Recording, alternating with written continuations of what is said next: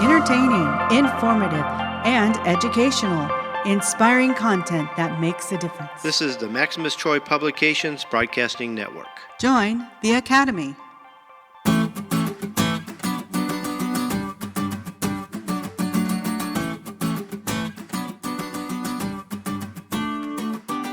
The Breeders' Academy proudly presents Bred to Perfection with Kenny Troiano, a show for serious breeders.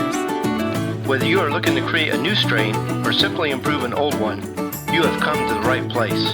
Daddy, I want more chickens. Oh, boy. Now, here's your host, Kenny Troiano. Well, hello everyone, and welcome back to another episode of Bred to Perfection. My name is Kenny Troiano, and this, my friends, is the podcast devoted to helping you become a better breeder and taking your strain to the next level. That's right, my friends. It doesn't matter if you are brand new to breeding or you've been breeding for many years. There is something all of us can do to improve our fowl for future generations.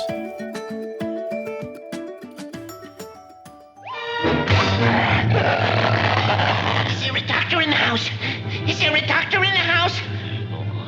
I'm a doctor. What's up, Doc?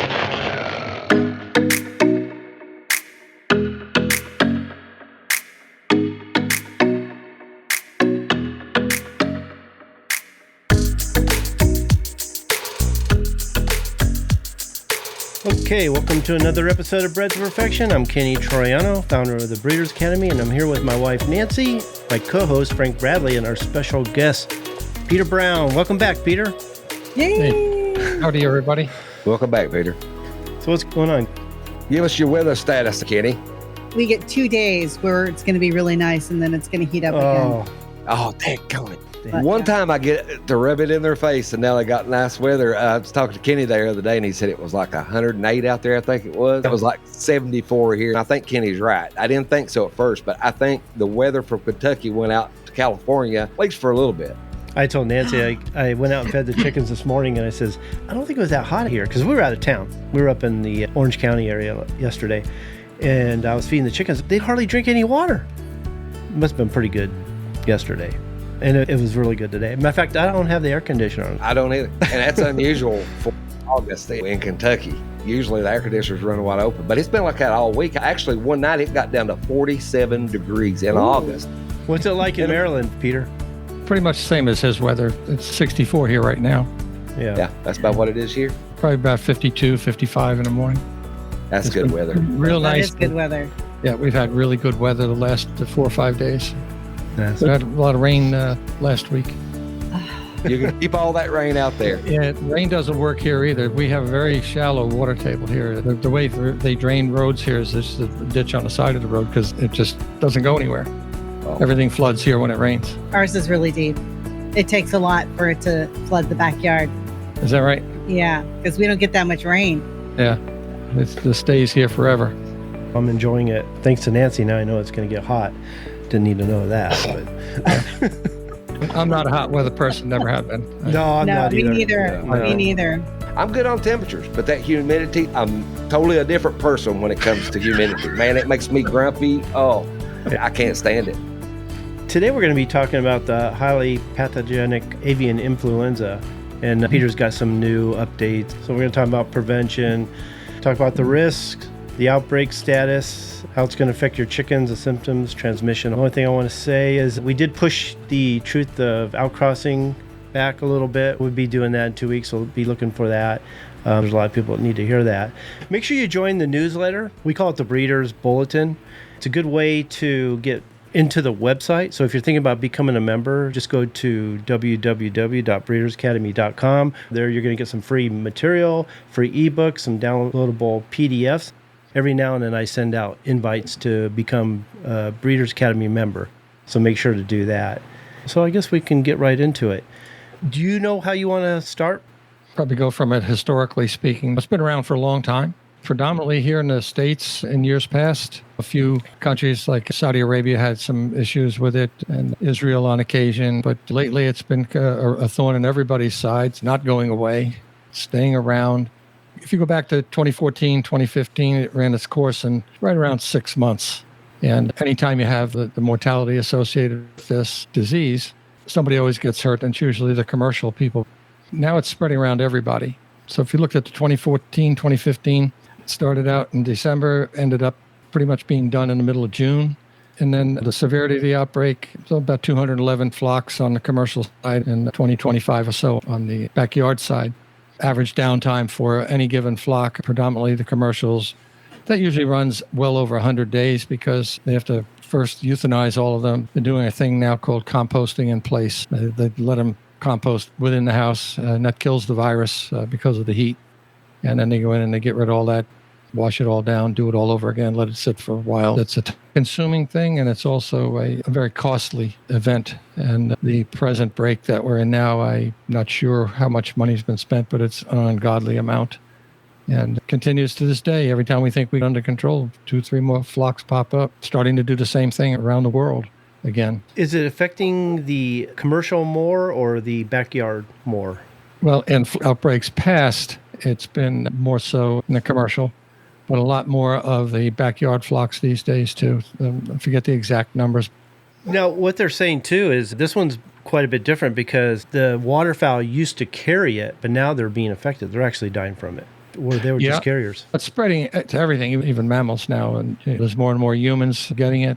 But it went on in 2016, 2017. In actuality, it just really was very limited in 2016, 2017. I think that's what make most people think it was going to go away because it only affected turkeys and predominantly in Indiana. So it came in like a flash, went out like a flash. And then 2017, 2018, kind of like the same thing. Same virus, the H5N1. And it was in Alabama, Kentucky, Tennessee, and Georgia. And that was it. It was over in a short period of time. And then it skipped almost 4 years.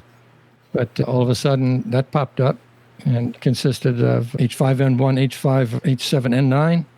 And the current outbreak is predominantly H5N1. 40 states involved. Commercial flocks are 228 and growing.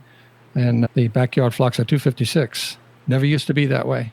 It used to be the other way around. But right now, it's been a little bit of a lull the last few weeks, which is interesting. But yet they've had an outbreak recently in France, who has been dormant since January.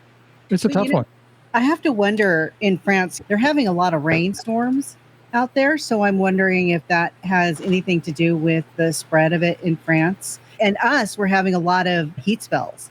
And I'm wondering if that's what's causing ours to subside. What do you think? Well, normally we don't see it in July and August. We'll see it at the beginning of June here. But now we're seeing it in July. We're seeing it in August. Had big outbreaks in the beginning of August in Colorado. I think it was 3.3 million birds. The one in France, if my memory serves me correctly, was down on the waterfront. They feel that it was probably spread by the wild waterfowl there. But the interesting thing there is they've embarked last January, I believe it was, on an actual vaccination program. And they vaccinated almost 50 million birds. And I don't know, and they didn't say if these birds were vaccinated or not. Sometimes they never want to say those things because they don't want anybody to think the program isn't working. You're probably right. It's probably related to all of those things. It seems to like moisture, the heat. Most of the reason why it's always subsided in the summertime, but it's not doing that. I believe that this virus is changing rapidly. So we've seen it now in dairy cattle. And I think there's 40, 50 herds now all around that are being infected by this. My guess there is cattle are out in the fields, the ducks and the geese, especially geese. We get more geese around here and you shake a stick at. And the state of Maryland has got an environmental policy for these big poultry farms. They have to be able to retain all of the water on their farm with pretty much zero runoff. So they have these huge retention ponds. I'll give you one guess. What's in the retention pond besides the possibility of a fish? Waterfowl. 60 or 70 or 80 or more, because I've got a guy that I know, and he's got a relatively new facility, and I think he spent $500,000 just building these retention ponds. And it's absurd, really, when you think about it. But that's the rules. And then they wonder why they have problems with avian influenza. Then they try to figure out how it's spreading, and you don't have to be a rocket scientist to figure this out. But I don't know how we're going to stop it. That's the thing that has me worried. And the interesting thing about the dairy cow part of it is that this particular virus has an affinity for the tissue in the teat of the cow, which I think is interesting. Cattle being euthanized as well. No, they seem to get over it. They seem to have very mild symptoms compared to chickens. My take on that is their immune system, as far as the cow is concerned, is probably much stronger than the chickens. Chicken's pretty weak immune system from my book. We have a dairy farm down the hill from us. In this dairy farm, they disinfect the teats before they even start the milking process every day. I think they all do that. I would assume they would, but I know for a fact that this dairy does that. They should be. They have to do it because they use an iodine-based solution. At least that's what they did when I used to do it. And pretty quick and easy. And we used to use wet paper towels with an iodine-based solution on it too. So they have a cup that you can dip over each teat, and then you wipe it down with that. Because they can't risk the contamination of the entire tank of milk, because all the milk from all the cows goes into one giant tank. One's contaminated. They all get contaminated. And you have to test for mastitis too. And it's a cup with a screen on top, and you go around, you milk each teat, and you look for the clumping up of the milk, and that cow has to be left out of the rotation. So are they more concerned with the number of people or number of farms that are being infected, or the fact they just can't seem to control it? They don't know what they're going to do to control it. It doesn't seem like it's as many farms as you think it would be, but yet it's a disease they're having a tough time getting rid of. The last time I looked at the dairy side of it, it's 40 farms and counting.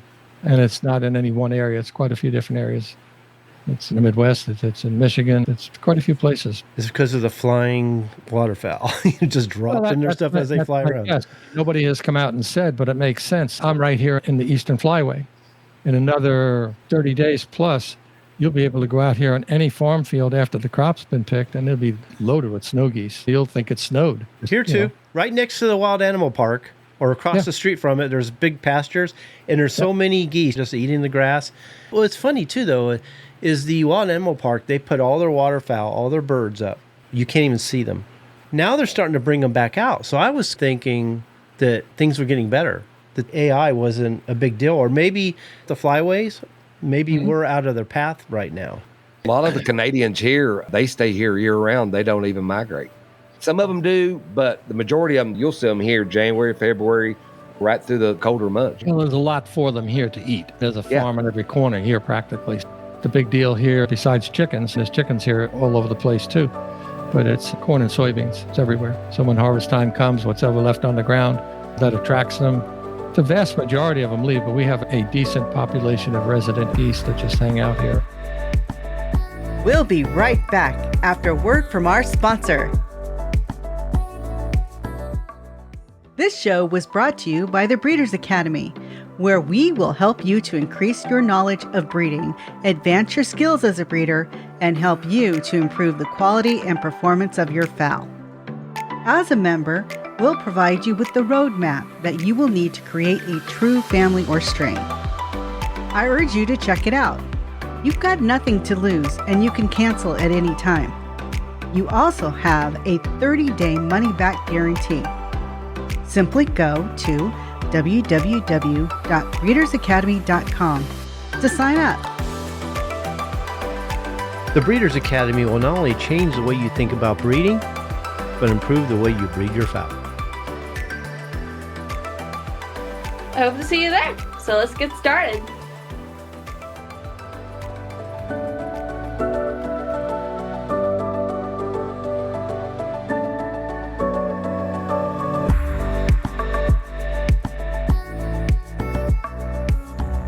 I had a friend, I think he's in Washington, so you can imagine what's going on with the airways and everything. But he fed his birds, had a good number of birds. This farm was pretty spread out. He fed them, came in, went to go collect eggs, and at the far end, he noticed those birds were starting to act funny. So he went back in the house, came back out just to check on them, and they were all dead. And then he saw the other ones, the ones next to it, dropping dead. By the end of the day, he had almost no birds. Is it that contagious? Is the incubation period that fast? I have never heard of it going through a flock that quick. It was probably already there. I'm not sure what the incubation time is on it, but it's probably just like all the other viruses. It's very similar to infectious bronchitis. The current outbreak is devastating. A lot of conspiracy theories going around. It always makes me laugh a little bit that farmers are deliberately doing this so they can collect the indemnity fee. That's ridiculous. No farmer would kill off half of his chickens because they don't pay you market. They pay you what the bird is worth at the time it dies. And if you delay, let's say you come out today and you've got excessive mortality, and the next day you come out and you have a few more, and then the longer you wait, they're not paying you for those birds. They're going to pay you from the day you report it. So the longer you delay, the less money you're going to get back. I've always had this theory that I tell people, dead birds don't pay bills. Let me ask you this, Peter. Would it be smarter to let the chickens evolve like the waterfowl, the wildfowl have? Can that actually happen? Maybe. Nobody's ever tried it. I think that at the end of the day, there ends up being too much at risk to let it just go. I would think if you could take a farm and have it an isolation facility and take the survivors and reproduce from the survivors, but you're talking a long time. Look, the commercial poultry industry on the broiler side has a problem with what's called woody breast. That's that piece of chicken you get that when you look at it, not the white striations, that's different. It's just odd looking when you look at it. And when you cook it, it gets like rubber. You're not going to see as much of it now because what they're doing is they're taking that chicken. It's edible. It's just not comfortable texture in your mouth. And very chewy, and you'll know it when you get a piece of it, trust me. But what they're doing now is they're taking that, and that's your ground chicken, because nobody wants it. Chick-fil-A doesn't want it. I'm not sure about McDonald's, though. The standards are not quite the same. But Don't give me any ideas. I eat there. Which one, Chick-fil-A or the other one? Both of them, actually. McDonald's. Yeah, McDonald's and Chick-fil-A. But they just put a new McDonald's down the street here, and we've been eating there quite a bit. Is that right? So anyways. That's the reason I'm happy Amanda and I are consuming a lot of what we raise ourselves rather than going to the store and buying it, because at least you know what it is, what's in it, and all that good stuff. And it comes down to it, we're going to cut everything of that out and do as much as we can on homestead rather than getting it at the store. It's funny because what do people actually think is in their food from a live animal standpoint? Yeah. Most of them have gone no antibiotics ever. They have signs up so that the feed truck driver and the serviceman that comes reminds them that it's an antibiotic-free farm. So you don't want to be introducing anything to the place if the feed truck comes in and he's really not supposed to be there. He's made a mistake or whatever, and they do. I don't know what people expect. There's never been antibiotics allowed to any great degree in your food. It's always been that way. There's been a withdrawal time, and it's down to parts per billion that is allowable. It was worse, actually, if you go back and historically looking at it. Then you might have had a complaint. I don't know if you're familiar with Roxasone, 3-nitro-W. That is organic arsenic. And you've eaten plenty of chickens with it, so you can go, because, and it wasn't until more or less the internet that started getting around, that's what was happening. I could sell a truckload if I had it right now, because it is probably one of the greatest products that we've ever had. And people don't understand it. So what it means by organic is that this product doesn't stay in the body. It washes out with water. Let's say at a feed mill today, it was sending a load of chicken feed to your farm, and they put too much in.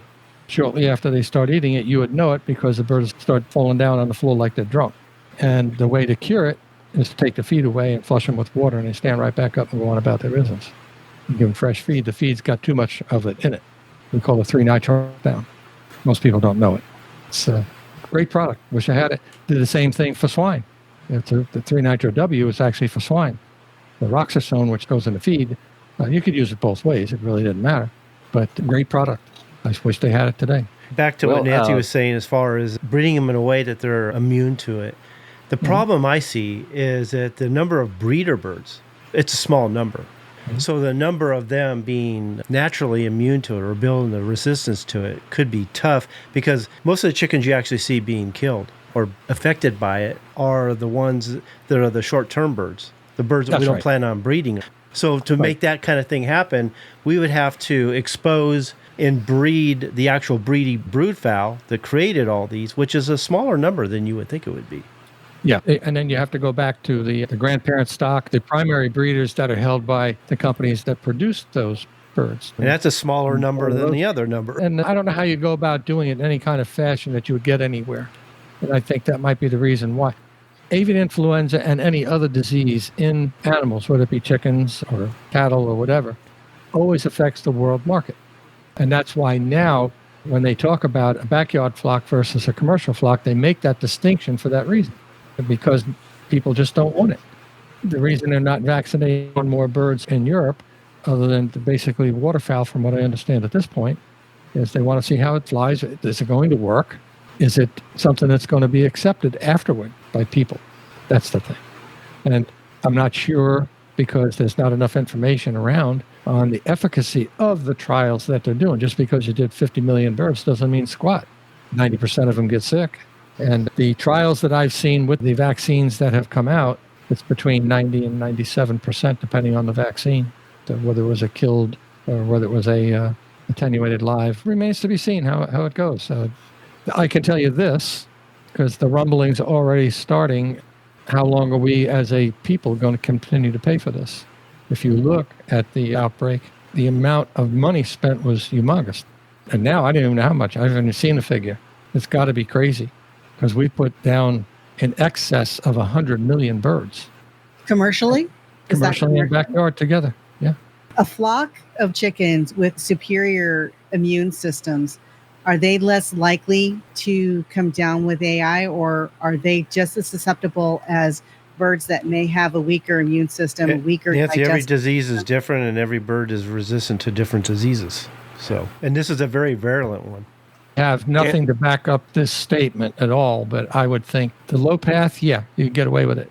But the high path, and the problem with that is that these chicken houses are big, 50,000 birds plus running around on the floor. Can start at one end of the building as a low path, and by the time it gets to the other end, it's high path. What does that mean, low path and high path? Its ability to kill a bird, to cause disease. So it's a low pathogen. They don't usually do much with a low path. They just let it go. At least that's what they were doing in the past. But it's pretty nasty stuff. These birds get sick, and they look ugly. They get dark-headed and all kinds of things with them. But a bird can't be resistant unless it's been actually exposed. So that's when you come to the high and the low pathogen.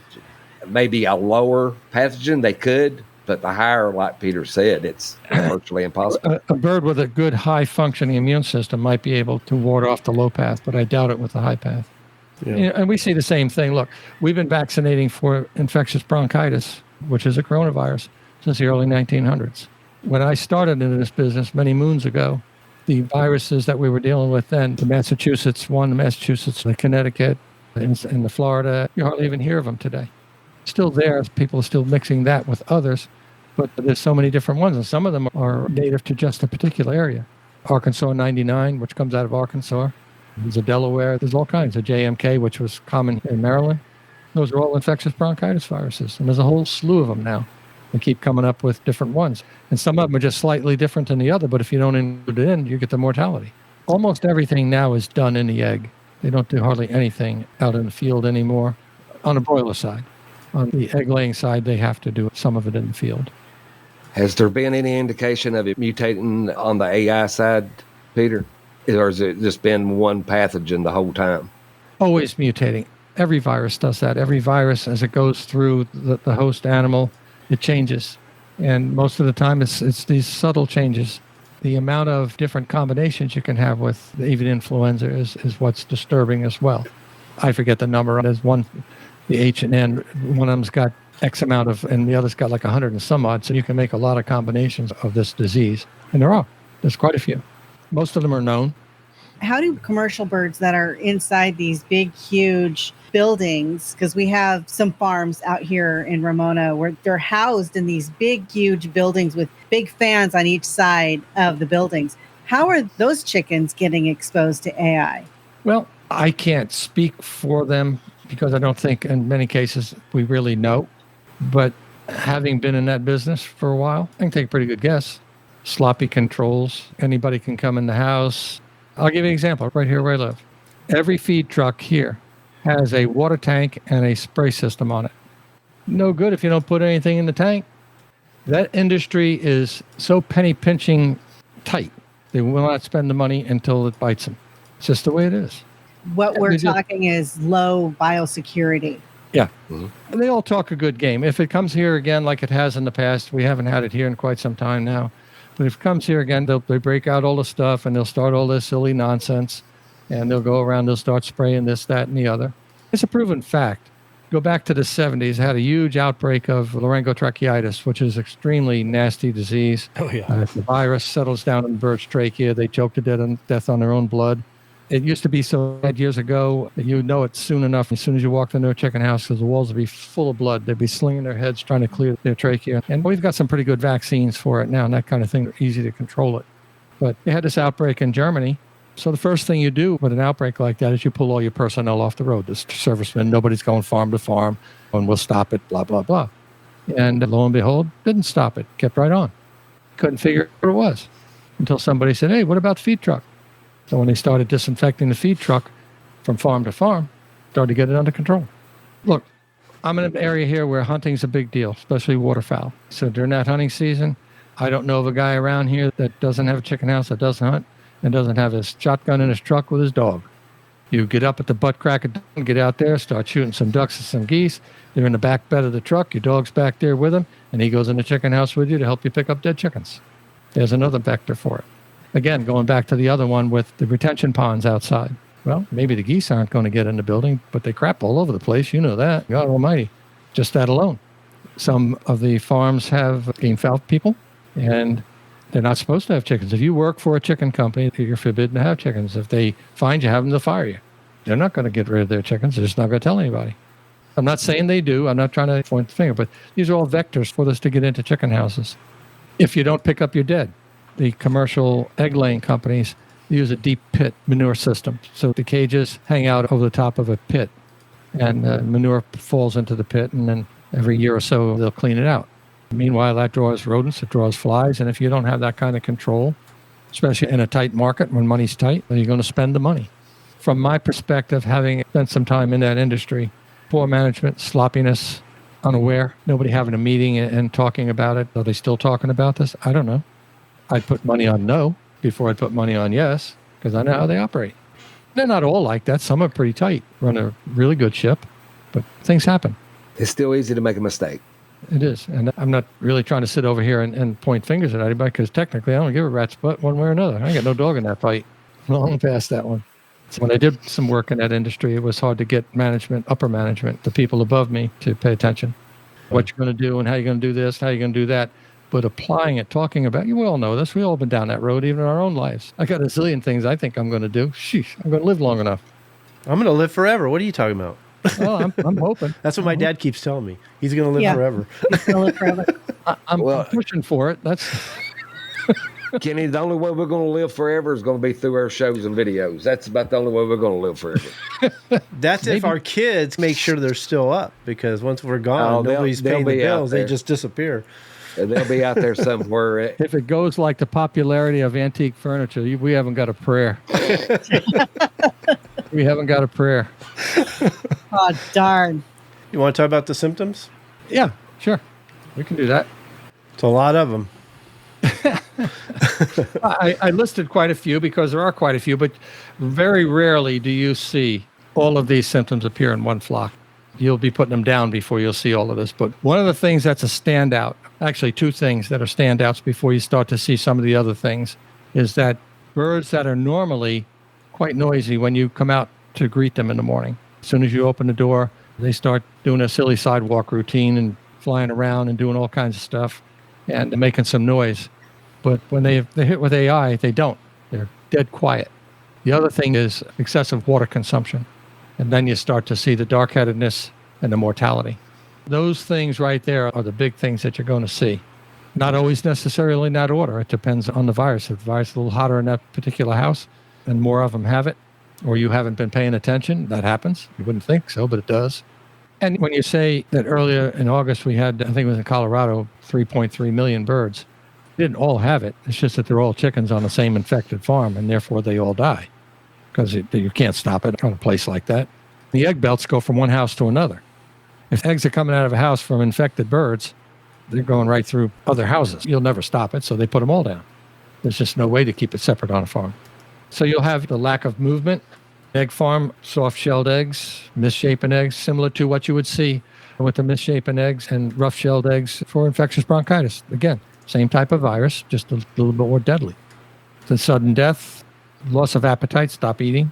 Technically, if you think about it, other than the mortality to a degree, pretty much same thing you would with the normal flu, right? And if you're a jogger, you're not going to get up tomorrow morning when you feel like crap and say, okay, let me get my jogging shoes on and make that trip around the block. You're probably going to look at your morning coffee and your morning food and go, maybe later, that kind of thing. Same thing with them. Well, what I'm noticing is a lot of these symptoms, they resemble other diseases. It's hard to go by just one symptom. Are we a lot of times talking about multiple symptoms? Yeah, coughing, sneezing, nasal discharge. I also think you have to realize that, and again, this goes back to awareness. how aware are you of this disease within your locality? Are you paying attention? To me, if I am used to raising healthy flocks and I come out in the morning and I see birds, a lot of them, real sick, I don't think I'm going to jump to LT or some other disease, coccidiosis, this, that, or the other thing. Right. I'm going to say, oh, that's going to be my first. And maybe that's just me doing what I do. When I look at these diseases, these symptoms, the first thing I think is Newcastle's disease. And then I start looking around a little more, and then I see bronchitis. Those are the first two that jump out at me. I wouldn't think avian influenza right off the bat. It would take a little more for me to jump there. Okay, that's a real good question. Real good question. Let's look at what you would see with Newcastle. Newcastle has its own set of very specific symptoms, and they're very consistent. I can't tell you every bird with Newcastle is going to present that way, but they stargaze. They pull their head back and look up. They also twist their head under, and it's a crazy thing where the head will go down towards the ground, and then the head will just flip over, and they're totally upside down on their head. Okay, the body doesn't change, just the neck and the head. So I wouldn't think Newcastle until I started seeing some of the birds do that. Then I'd also look for when's the last time I had Newcastle here. If I was in Colorado, I'd be looking at avian influenza before I'd be looking at something else when I came out in the morning. It depends on how well versed you are in a set of symptoms. In my line of business that I do, I ask crazy questions because by the time they get to me, I'm looking at symptoms that could be secondary symptoms to some other disease that's come in, E. coli or something like that. So what I want to know from a person, and it's a crazy question, but it's real simple. What is it that made you think these birds were sick in the first place? What brought you to that conclusion? Not what you're seeing now. Like I said, I don't get these questions to people 3-4 weeks into something sometimes. Very rarely do I get somebody contacting me today because they have a sick bird today or they had one yesterday. The biggest thing I run into with people is, I just thought. And if I were in the commercial sector and they were telling me that, I would tell them, stop thinking. It ain't helping you. Okay. But then what I'm doing now, I have to be a little bit more subtle. But not trying to be rude. It's one of those things. If you know the symptoms, I just start separating out in my brain. Okay, they said this. Uh-oh, they said that. That's a red flag. This one over here, not so much. So it's one of those things where if you know the symptoms, just like you're pulling out Newcastle because you guys are having that problem out there, which is quite a common problem. It's a neurological disease. It's a virus, and you'll not stop it. If you got it in your flock, you just might as well kill them. Prevention is vaccination. There's no treatment, no nothing. And again, that's brought in by birds coming over the border, parrots and otherwise. They're big carriers of it. I didn't see that out there. Was it just Newcastle or exotic Newcastle? Exotic Newcastle. Well, see, there's no treatment for that whatsoever. That's the high end. That's like the Cadillac of Newcastle if you're going to have it. There just isn't any vaccination for it. It's just the way it is. Well, they've got a new program. I think it's for exotic Newcastles. It's with UC Davis, the California Department of Food and Agriculture. They've got this drop that they're using, and they're working with a whole bunch of farms. It's a drop in the eye, and they have to do it every few months or whatever it is. But they're hoping that's going to stop the exposure of Newcastles because that's where it is coming from. It's coming from over the border. My question is, there's got to be more to it than it be just some sort of vaccine. There's no way on God's green earth that you're going to go into a laying house that's got 100,000 chickens in it, start grabbing them by the neck and putting a drop in their eye every 2 or 3 months. No, they're not doing it for the commercial farms. They're doing it specifically for the gamefowl breeders because they know that's where it's starting. Yeah. Okay. So in other words, for gamefowl people, getting them vaccinated in the first place. Trying to keep it from being exposed and spreading it. Yeah. It's not a new vaccine. So what they're doing by coming back in, is not allowing the antibody level in the bird to get low.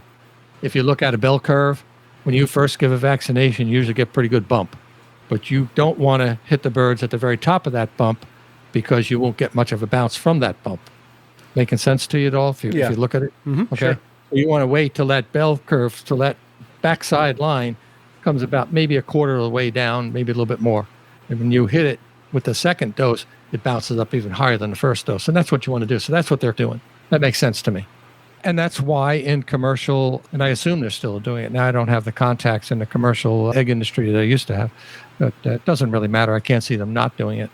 But usually you get 4 live vaccinations for Newcastle bronchitis, 2 mild and 2 stronger during that pullet cycle. And then they come in behind that with a killed shot to boost it even further to try to get it out as far as they can in the lay cycle. Pretty effective, really, when you look at it that way. Mm-hmm. Like I said, awareness. I think you should know about it. If you don't, you got your head in the sand. It's just being aware. I think that a lot of this stuff could probably be prevented on the commercial side with certainly better biosecurity. I really do believe that. Something most people don't want to practice. They just avoid it at all costs. Yeah, it's like trying to herd cats to get everybody on the same page. Sometimes you get the animosity factor. You can't tell me and whatever. And I've been down that road. I remember one time, of course, women can be the worst sometimes about these kinds of things. But No! Yeah, they can be.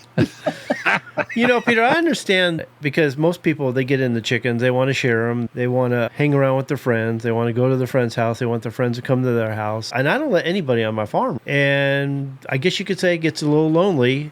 Nobody gets to see my birds but me, except for an occasional picture or a video that I do. And it's a bummer, but we just had a member who was working with you, matter of fact, who got exposed to a disease. It was a bacterial disease. And you and I talked about it the other day. And he lost all his birds because he took a chance of bringing a bird back on his farm that he loaned out and brought him back to his farm and lost all of them. And I worked with him intently. And the problem with it is not everybody tests for that disease. He had to send those samples up to, I think, Minnesota. It's more of a turkey disease. And we're going to talk about it in the future. I've got to put together some stuff for you. But we have a new disease on the block, too, that just turned up in the broiler breeder flock. Egg drop syndrome, first time ever. But it's the first time ever here. It's a European thing, mainly. It's the original one, I think, is back in 1976, therefore egg drop syndrome 76. But just here, I think this month, it was detected in a breeder flock here, been confirmed positive. And so what is a drastic drop in egg production. It's a virus, so it spreads pretty rapidly throughout the shape of eggs. One of those things that I'm not sure it's not an offshoot of one of the bronchitis. Sounds like it, but I'll find out more about it. It's a disease I didn't really have to put much time into on my own because it's not here. It's not something that would normally be talking about. But that just started here recently, last month or so. One of the things on your list here is limit free ranging. You're going to break a lot of people's heart with that one. You know what I mean? Because they want to let their birds go. I do too. Yeah, and they're going to do it anyway. And some people believe in survival of the fittest, and that's fine.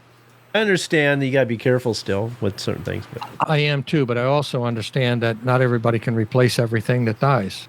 You're more about the genetic side of it. yeah. But I don't really push the antibiotics. That's not my first line of defense. I tell people all the time, everything boils down to money. And I have had the most success with a very simple product.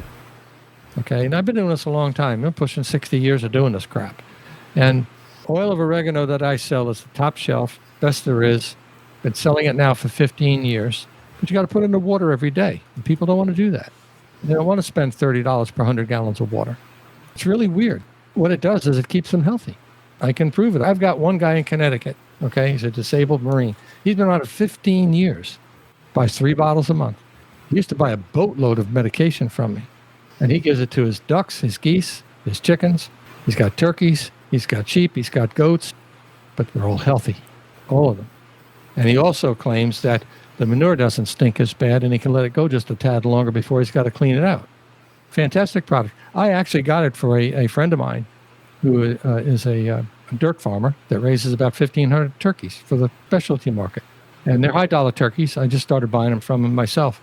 And you can't order a 19-pound turkey. It doesn't work. You get this big, giant turkey that you can damnly hard to get in the oven. You run about $90 a piece. But I'll tell you what, you will never, ever touch a turkey out of the store again. Never.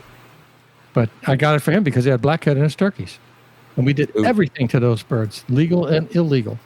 Well, when you got money in them and they start dying at 5 weeks, you got a lot besides the cost of the poult. And he did it.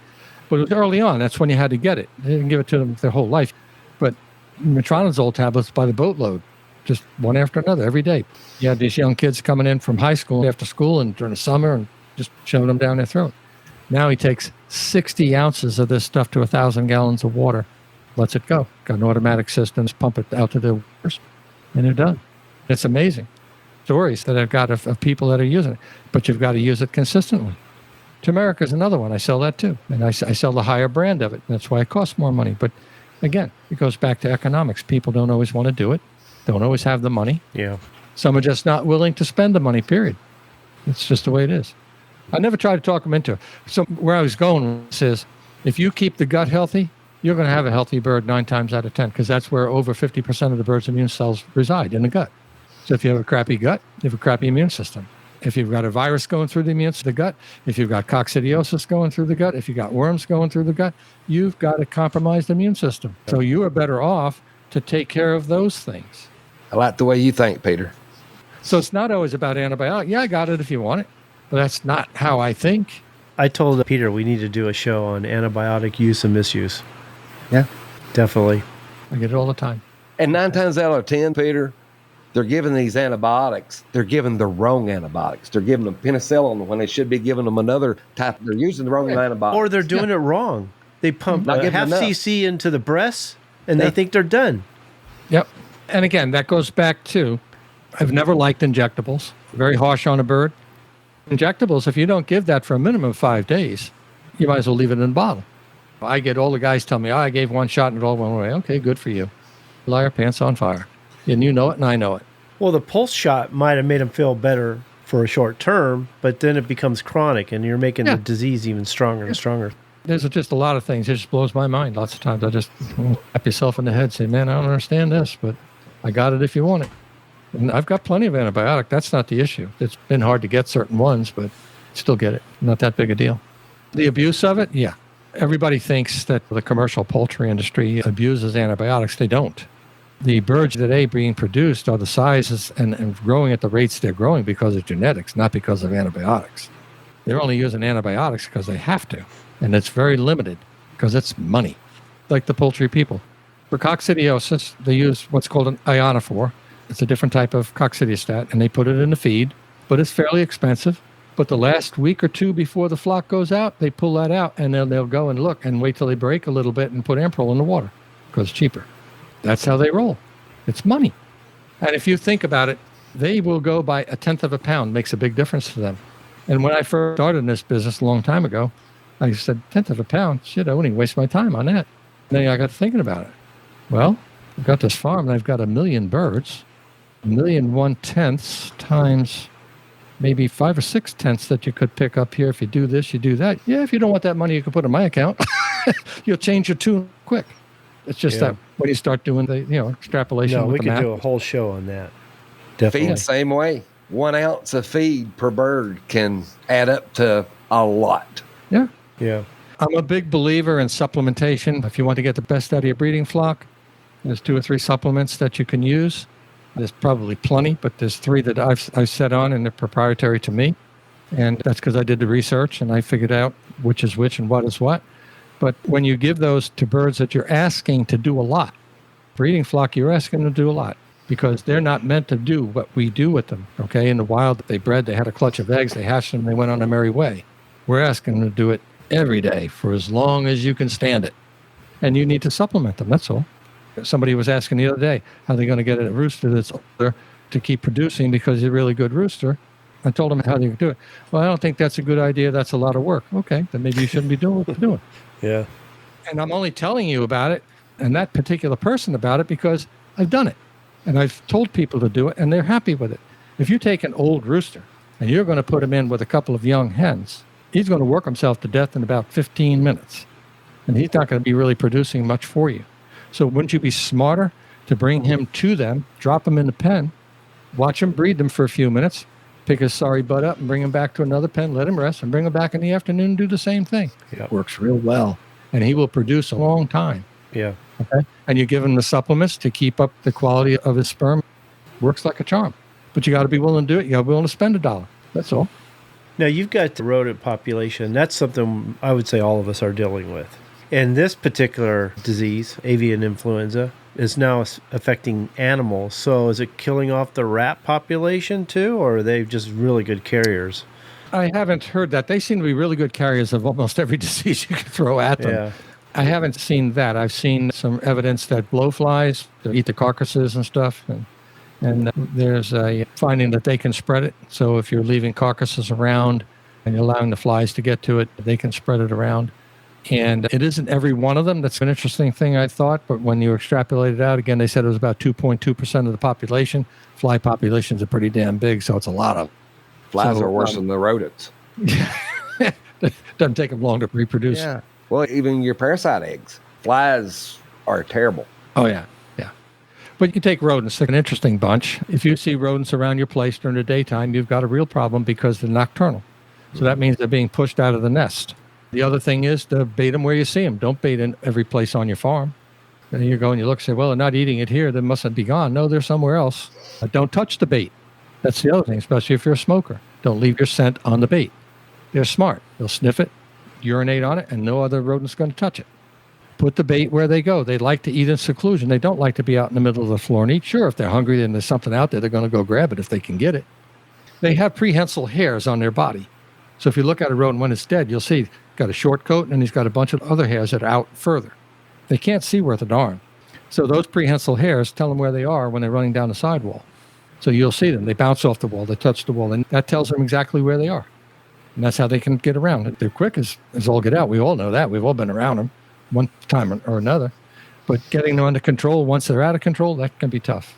It did. Initially took me probably about 8 months on my yard one time to get rid of all of them. But once I got rid of them, I've not seen one on my place in probably 10, 11 years Oh, since. wow. How'd you do that? I give you the formula for that, Kenny. Yeah. It's called a shotgun. Well, I even done that. A pellet gun. Pellet gun wasn't doing it. They was breeding faster. They make a meal. It's not the bars. It's not the pellets. It's a meal.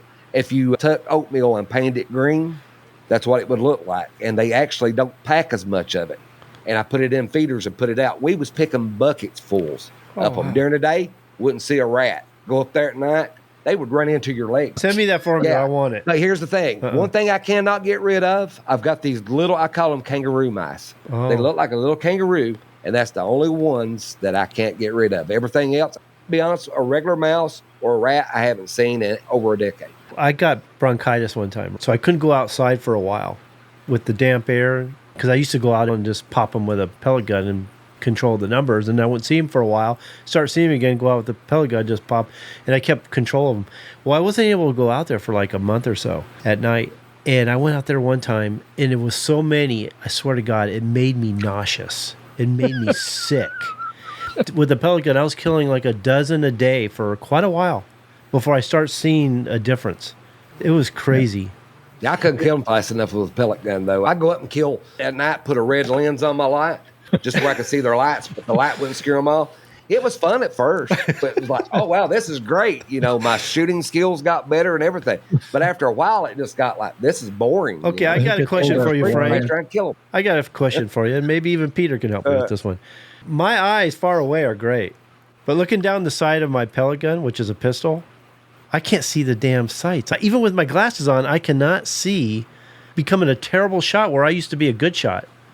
Red dot or a laser. Oh, yeah, that would be a great idea.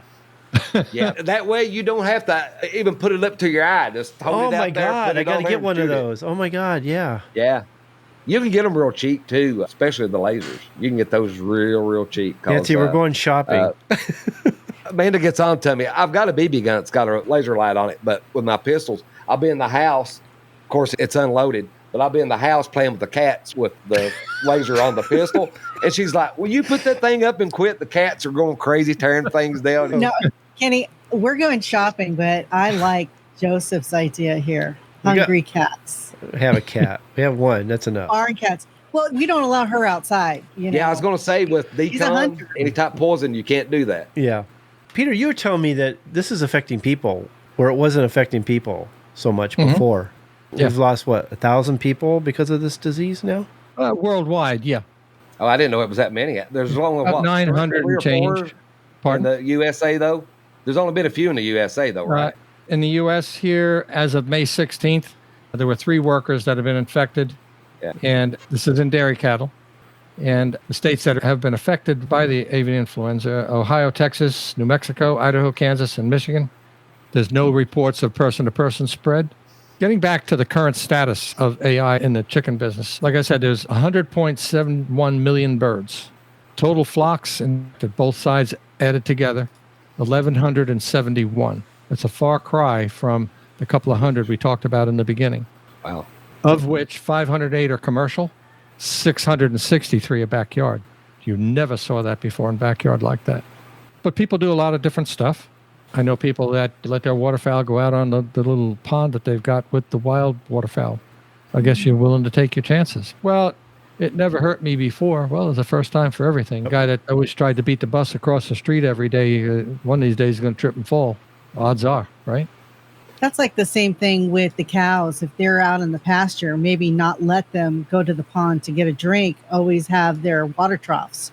I don't think the geese are going to land in the water troughs. They're too small, right? Yeah, you would think so. They'll try to get up there to get a drink of water. And some places, though, that's a high water bill, though. No. Water them from the spigot. Yeah, Well, that's like a lot. Dr. Gallardo said, these guys can fly over your farm, drop Make something troughs. about the size of Yeah. a dime, and your whole Yeah. farm is infected before you know it. Yeah, well, that's what I said about those retention ponds. You're not so much worried about the geese going into the chicken house or them flapping their wings and spreading something. They don't build them that close to the house, but they're close enough. How about the geese walking all around the farm? You can't control them. You shoo them away when you see them, but you can't shoot them, so you're stuck with them.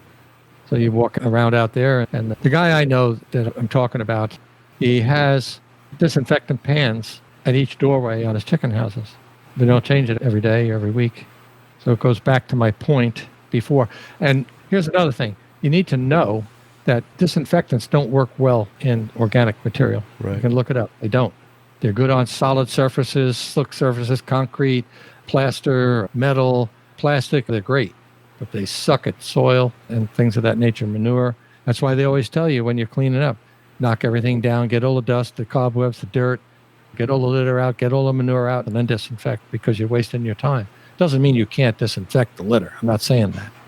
But it's a poor disinfectant, the rate at which it will disinfect compared to flat surfaces and that kind of stuff. What about exposure to the sun, if you can do I it? think you'd have to have blazing sun like you had out where you are. And we had some of that hot weather here, not up to 100.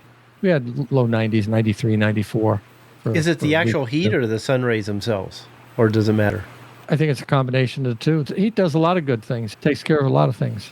Again, it's awareness, in my opinion. That's the way I'm looking at it. Know the symptoms, know the difference between one disease and another, know what's in your area. And you can know that by talking to your extension agent, other people that raise poultry in your area. Keep people off your farm. Nobody needs to be on your place. If your neighbor's dog is running over in your yard, tell them to tie him up. You have to protect yourself one way or another. Peter, you mentioned we was talking about sunlight. What about extreme colds? I'm not sure what the low temperature is. I'm not sure it gets cold enough here to really kill it all off. Say here in Kentucky where it gets down minus 25, minus 30 for weeks at a time. Mm-hmm. You think that helps? Yeah, I think it does. I think there's a break point in there somewhere. But by the same token, it's a disease that happens to like cold weather versus warm weather because we generally don't see it. We're seeing it longer in the summer now than we've ever have. That's one of the things that I was talking about before. We're into August and we're still seeing it. We normally, first week or two of June, you're done. As a matter of fact, the whole month of August, I think it was, there were averaging 22 outbreaks in the summer here. That's unheard of. The virus is either changing or something's changing. It's still H5N1, but what has changed about it that's making it behave a little bit differently, Obviously, Surviving changing. longer. Well, yeah, obviously it's changing with the going into cows and that kind of thing. We know that mammals in the zoos have been contaminated with this virus as well. Waterfowl in the zoos have had issues with it. I had a list put together somewhere. I don't know what I did with it, but it had all the different animals that have been infected, foxes and everything else. And don't forget, as we have different temperatures now, sometimes in the winter, we had a very mild winter here last winter. Things that would normally die off don't. The grasses don't die off like they normally would, so other animals leave. Last night, for the first time in 7 years, I saw 2 foxes in my yard. We got 4 in ours right now. We just seen them a little bit ago, a mommy and some babies. Yeah, probably out here in one of these farm fields that are around me that have a family living in there, maybe more than one. They're cute to look at. Don't bother me. I wouldn't harm them as long as they stay out of my house. I don't got no problem with it. So you're starting to see a lot more of that kind of stuff. You're seeing different things along those lines. The geese will stay longer with the weather being warmer before they migrate north. That depletes some of the foraging for other animals that would go out in those fields and eat the grains. You've got Cross B that has over 280 cows. He's got some mama cows. Should he get a couple of them tested for AI, or is that even available to him? I don't know if it's available to him. I've checked with the extension agent. That's what I would do. I just read it today. As a matter of fact, the government has a program in place now before you can move cows, especially dairy cows. They have to be tested to go state to state. How effective that's going to be, I don't know. Who's going to stop from moving them? That's the thing. Before we wrap it up, can you remind us again what state AI is in? Those people need to be concerned about right now. As far as chickens are concerned, it's in every state. Oh, okay. Oh, crap. Yeah. I didn't know that, Peter. Yep. And look, Mexico's got a problem with it as well. So it's on our border. Here's another thing. We've seen it in Mexico multiple times, but we've never really seen it in South America. And they've got it as well. It's worldwide now. Pick a country that they've had it. Poland, Israel, Saudi Arabia, England, France, Germany, all of those countries. And it's all started now because there's more and more birds. Before it was just ducks and the geese. Now it's almost everything. I may have to bring in the Canadian goose season here a little bit early this year then. I won't tell. They started out, the Fish and Wildlife just stopped just a few of them at each lake. And we've got 3 lakes in conjunction here, 3 different counties. And now it's nothing to look up over and 50, 60, 70 flock groups going over your head daily. I got a question. If you're hunting them and you're eating them and they got AI, can that make you sick? Even after the heat? I don't think so. I think by the time you cook them, they're okay. I think they're still they're over it. And I would think if you're shooting something on the wing, if it had avian influenza that bad, I don't think it would be able to fly. Wouldn't have the lung capacity to even get off the ground. Nor the weight. You could tell it would be sick. Yeah, I would think. Certainly I cooked it. Now, in the processing part of it, sure, you probably could get it. That's how these people in the dairy industry, that's how they're getting it. They're getting it from the cows that they're milking and stuff. It is in the milk as well. That's scary. Look, when the government first came out with it, because they got caught with their pants down because they didn't know nothing. And they said it wasn't a big deal. Then it became a big deal. Then it was, that's pasteurized anyway, don't worry about it. Well, then people started coming down with taking care of the cows. So which is it? It's one of those things that if you're dealing with, especially if you're immune compromised, there's a lot of people walking around that are technically healthy, but they get every disease that comes along. They're always sick. So you have to look at it from that aspect of it. And they're more vulnerable. I would think it's going to be a problem for them. But it's going to be tough going forward. I don't know where this is going to stop. And look, it may all stop tomorrow. I don't know. We thought for a while there in 2018 or so that after that, it wouldn't be a big deal. But here we are. Yep. And again, like I said, there are rumblings about who's going to keep paying for this, putting down bird after birds. You got to be a better plan. Jason was asking that he had heard in South America that seals were dying from it last year. Had you heard anything about that? I didn't hear they were dying there, but I've heard they've been infected. Yeah. I wish I kept that list. I don't know what I did with it. There's no telling in this office. Could be anywhere. I don't know if you mentioned it or not, Peter, but has it been confirmed in Hawaii too? That I don't know, but I can't see why not. Yeah, because there's a lot of birds from here being shipped over there. It's something that's relatively easy to get. Let's put it that way. It's not hard to get it, as we've seen. Early on, you go back to some of the earlier outbreaks before the 2022 outbreak, even after the fact, because they have epidemiologists come in and try to find out where it started, what went wrong. And even after, what they were doing was they would clean up a farm, and then without even disinfecting the equipment that they were using on that farm, they would go to the next farm and just spread it. They couldn't figure it out in the beginning. What's going on? But again, it's what I call situational awareness. It's knowing what's going on, knowing the symptomology, knowing what's in your area. Because I get questions all the time. Should I vaccinate for this? Should I vaccinate for that? My answer to them is, why? Sounds crazy coming from a person that sells it, but I don't believe in vaccinating just for the heck of it. If you've got a flock of birds that's happy and healthy, why do you want to introduce something that could cause you trouble? Because some vaccines, no matter what you do, they're more trouble than they're worth. I always want to evaluate it. If you're surrounded by commercial chicken houses, by all means. But then what do you want to vaccinate for? Me and Kenny see a lot of that in the gamefowl. People just automatically, chick comes out, they give them antibiotics for no reason. They just think they have to. And then they vaccinate for everything and don't even have a problem with it. Mm-hmm. You know as well as I do, that's the crowd that believes in as soon as they hit the dirt, they get the first 7 to 10 days of LS50 in the drinking water. Yep. I know. That's it. Exactly. Yep. Preventative measure. They're the same ones that when a storm's coming, they, what do you call it? When they fill up a bucket full of antibiotics and then they just, a drench, that's right. And then they give everybody a dose of antibiotics because a storm is coming. Cold front. Yeah, that gets me. Look, most antibiotics, human or otherwise, don't last more than 24 hours in the body. And they have to be given continuously. Why do you think you go to the doctor and says, take this every 4 hours? Yep. Yeah, sometimes 2 a day. No, he wants to keep the antibiotic level to a therapeutic level that's going to help you. Now you have the long-acting ones where you can take something once a day because of the way the pill is designed, that your bile acids in your stomach will break down that outer coating, and that'll be the first dose and the second dose and so on and so forth. But no, that's ridiculous. I get people do the same thing all the time.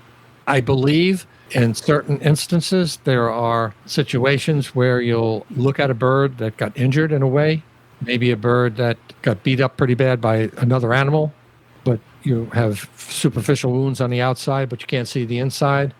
Is he bleeding internally? You don't know. I want to give him several hours to adjust, and you observe him before I make that decision or help you make that decision. I don't want you to say, oh, yeah, you should give him something. No, I don't believe in it. Never have. I've always taken the tack here. I am the world's lousiest salesman because you talk more people out of medications than you sell, I think, sometimes. Well, my point is, if vaccination is required, let's do it. Medication is required, let's do that. But I go back to what I said earlier. If you keep a bird in good condition with a healthy gut and you keep your parasites down and everything else, why do you think people have so much trouble with parasites external? Let's start there for a second. I don't want to run too long. Poor management. So poor management, number one. But nobody ever reads the damn label. Nobody. They find something that works and they sit on that like a hen sitting on eggs. They won't get off of it. I will say this, that when Peter sends you when medications, that doesn't work, they go looking for something else. But if you read the label on the inside, every one of them says, this is part of a rotational program.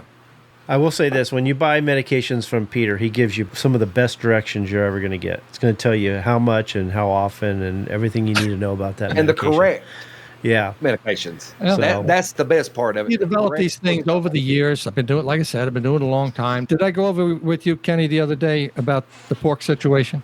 I remember something about that. Does anybody know why the pork prices have been fairly... Oh, yeah. Okay, yeah. Take a guess. Any one of you? Kenny already knows. Take a guess. Anybody going to take a guess? You're going to make me look bad because of where I live. No, it's just, hey, it's what it is. I mean, do you have any idea? I gave you the hint. You did? Yeah. It's because it's something that happened here in California? Because we live in California. No. Absolutely. I'll explain it all. It's because we're stupid enough to buy it anyway at any price. No. In actuality, California is the largest consumer of pork in America, maybe because of the size of the state, too. So I'll tell you, California passed a law that says that you cannot raise hogs in farrowing crates anymore. So you might say, well, what the hell's that got to do with the price of pork in Iowa? Well, you being the largest consumers of it, the second part of that law says that nobody can sell pork in California unless they are raised farrowing crate free. That's why. It means if you want to do business in California, you have to get rid of your farrowing crates. So what's the cost of that? Just like when they went to cage-free eggs and all that nonsense. Okay. Yes. And that's another thing I'm going to tell you.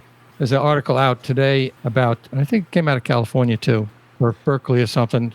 There's some good research people out there. They're not all bad.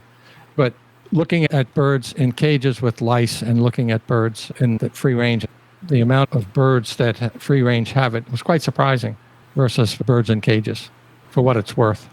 But anyway, that's that story. I was looking in a magazine, though, Peter, and it had fowlpox vaccinations, different type vaccinations you get for chickens. Mm-hmm. And every one of them was, can't be sold in California, can't be sold in California, can't be sold in California. That was only state listed, just California that couldn't be sold in. They're anti-everything. Not me. Well, like I tell people, I live in California, but I live in the San Diego area. It gets worse in L.A., and then it gets insane up north. So, hey, when I went out to Kenny's, if I'd closed my eyes and been asleep and woke up in California, I woke up and said, hey, when did Kentucky lose all the trees? Other than lack of trees and bigger mountains, I would have never known. All I'll say, I don't want to get too heavy into it, but it seems like every time something happens in California or people have certain feelings about California, Us being in San Diego, we get blamed for everything that's going on in the north. And I just hate it. It's the people in the city that rule the rest of the state. I think that's in most places. That's here. Yeah. Every conversation with somebody, there's a learning experience somewhere. I talk to people all the time. People think I always charge. I don't. And I'm very meticulous about charging money for giving information. And by that, if I know what you have can't be cured, I don't charge you. Okay? That's good. We'll have a long conversation on how to prevent it. I've never been about money. I started to say that before about selling stuff. I suck as a salesman. I am more interested in doing what we're doing. I do this all day. Kenny knows that. You all know that. I'll talk till the cows come home because this is what I like to do. Can I tell them about your Education. project? Well, you you don't can want talk about it here, but I don't want everybody else to know because I know how lazy I am these days. I'm not as young as I once was. I'm pushing Peter. Everybody needs to push Peter to get this damn thing done. I'm going to tell him. I'm sorry. I'm going to tell him. He's working on a book. Two of them. Two of them. And him and I have talked about it. I can't get one done. I'm working on two. He's told me how he's laying it out and what's going to be in it. And I am pushing him hard. I told him I'll do everything I can to promote this book and help him get this book sold. So I'm giving him every little advice I can. I'm giving him places to call, whatever. So I'm trying to do everything I can to get Peter to get this book done. One thing that will set my books off from anything else is that they are picture heavy. Yeah. Picture tell 1,000 words. I'm not going to say anything, guys. I'm not going to say anything. But I can tell the way Kenny's acting. I can tell you what it's about. I'm not, but I already know what it's about because I can tell the way Kenny's acting. Oh, it's his specialty, healthcare and disease prevention. But I don't know of too many people that can give the kind of advice that Peter gives, is able to help them cure their birds and has the products to actually do it. There's some people we call chicken peddlers, or some people we call information peddlers, and now these days we have what we call medication peddlers, and Peter is not one of them. Peter is an expert in his field. He knows what he's talking about. He's the best one to talk to when it comes to figuring out what's wrong with your birds, how to cure them, getting the product that you need. And it's not no witch doctor crap that you see out there. No. You need something, contact Peter. I posted the address and everything on here numerous times. I'm a big fan of Peter's. I'm one of those people, we start talking about something. If I don't know what you're talking about, if I don't know enough, close your mouth and listen because you're going to learn. If I know what you're talking about and you're spewing BS, I'm going to straighten you out. That's how I roll. I can't help myself. You'd be surprised how much you can get when you're quiet and you listen to people that know what they're talking about. Yeah, that's true. Yeah. I concur with Kenny. People get the first thing they say, they hear, and they run with it. Yeah. You know what I'm talking Learn about, it. What do you say, Frank? Learn it yesterday, teach it today. Learn it, and then an hour later, teach it. Somebody comes back and puts poo-poo in that first thing that you heard, but you don't hear the poo. You heard the other part. All through my life, I've been very good about surrounding myself with experts, people who know what they're talking about. I don't even have people on here who don't know what they're talking about. I like to listen to people that know what they're talking about.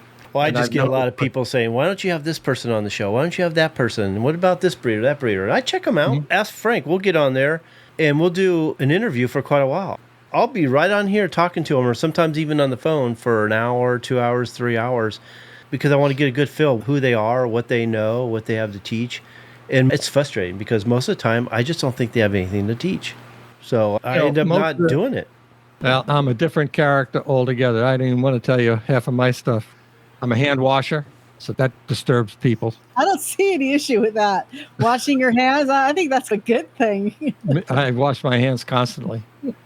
I do, but I leave enough bacteria on it to get resistant. You two don't know. Kenny knows some of my story. I have PTSD real bad.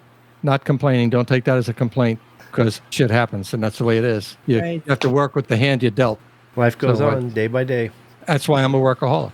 I don't go to bed most nights until 12:30, 1 o'clock. I'm up at 6:30. Same as Kenny.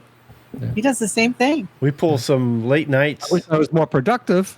Oh, no, I'm real productive at night. It's hard to go to bed. I look at the clock and go, wow, it's 3 o'clock in the morning. I am too. I never go to sleep at night. Does it ever surprise you, Frank, when you send me a message and I'm still up? Yeah, I never go to bed at night. Ever. I don't sleep during the night. I just sleep through the day. Yeah, but Peter, Frank's only on the show to get out of work. Yeah, I work night shift. Hey, I work night shift. He may not realize, but I watch his wife busting her butt. I see her on Facebook. He puts up pictures and he tries to smooth that stuff over. I don't tell you I love you enough. Hey, it gets the job done. Hey, Yeah, it never well, worked. It never worked for me. I'm a 3-time loser. Oh, God. No. Well, we're going to be treating Amanda very well when she comes out here to California. It's going to be all about her this time. Yeah. There you go. She's looking forward to it. She's looking really Yeah, forward it's going to be it. fun. Yeah. Yeah. Okay. Hey, Peter, I want to thank you so much for coming on the show. We got to get you on more often. There's some subjects we're going to talk about. Peter and I were talking about some ideas. He's got some ideas. I got some ideas. They'll really wake people up. So I really appreciate it. Yeah. If you want to know about the two books, one's a disease book, obviously, and the other one is one that's a little bit dear to my heart, which is avian embryology. They're all picture heavy. I'm a picture guy. That's very good. People need visuals. While he's doing that, I've got this one here. Nancy, get Amanda some dirt from California to take No, home. it's got to be sand off the road, okay? Oh, that's a good one. General Patton, you That's a have good been one. listening to our podcast. Yeah. I'm very proud of you. All right, so what do we got here, Peter? Embryo. Oh, yeah. Nice. So what I'm going to do in my book, I'm not interested in teaching you the basic incubation. By the time you read my book, you want to have that down. But what I want to teach you is how to figure out when you have a crappy hatch and you shouldn't have. Pictures and show you how you should do an egg breakout. And then you can use the picture to determine the age of the bird. And the way you're going to do that is because each day the bird has grown so much, there are enough things to look at that you can see that there's a difference. And then listed for you will be all the kinds of things that could possibly cause that mortality at that age. And then you'll go and hunt and pick and try to find out. It'll be a little bit of you being a detective, but I have all of these. I'll take you right through from the beginning of the conception right through the end. See, we got to keep this guy focused. But anyway, I'll let you guys go. Well, I can't wait to see the 3 books that you've yet to write and finish because they're all going to be fascinating. And I'm not saying that sarcastically. I seriously mean it. They're going to be I think they will, because the disease book is going to be written very simply. It's going to say more or less what it is, what to look for. This is what you're going to see in necropsy. This is how you fix it if you can. This is what you use, and the story. If you're one of those people that's got a problem, you can go from chapter to chapter and you should be able to read right quick and figure it out on your own. The one thing I'm thinking about doing, I have a colored disease poster that is absolutely beautiful. I haven't figured it out yet whether I'm going to put a CD in with it because that'll be like a bonus thing. But hang on one second. So, Oh, wow. Look at that. oh, Yeah. that is fabulous. Yeah. Yeah. The bird's posted down here. All the parts are numbered so you can tell what they are. And then around the perimeter, you've got all the major poultry diseases. Yeah. Definitely have to have that in the book for sure. Had fun tonight. I've enjoyed this immensely. Yes, well, we really appreciate having you on. Yeah. And we're going to have you on a lot more because we need the information that you've got stuck in your head there. Sometimes it is stuck in there. That's part of the problem. Well, we're going to work hard to get it out. We'll get it done. Thanks, Peter. I really appreciate it. Thanks, Nancy. Thanks, Frank, for joining me. Seeing you guys. And I want to Thanks, thank Peter. everybody for the comments and some of the questions that Nancy read off. And so we'll see you guys in 2 weeks. That's weird to say For that. the public. For the public version. And we'll see the members next week for the members roundtable. Thanks a lot. Appreciate it. Okay, guys. take care. Bye. Have a good weekend. Bye. Okay. Thanks for listening. Yes, thank you again for joining us on the Bred to Perfection podcast show. This show was brought to you by the Breeders Academy, where by becoming a member, you can increase your knowledge of breeding, advance your skills as a breeder, and take you and your fowl to the next level. We can also show you how to create a strain from hybrid crosses or mongrel flocks and help you to create, maintain, and improve your present strains. We urge you to check it out. You have nothing to lose, and you can cancel anytime. To join us at the Breeders Academy membership website, go to www.breedersacademy.com. Best of all, I'll be there to help you every step of the way. While you're checking out the Breeders Academy, make sure to sign up for our newsletter, The Breeders Bulletin. We provide a lot of free bonus materials and some great information that will take you and your fowl to the next level. Well, that's it for now.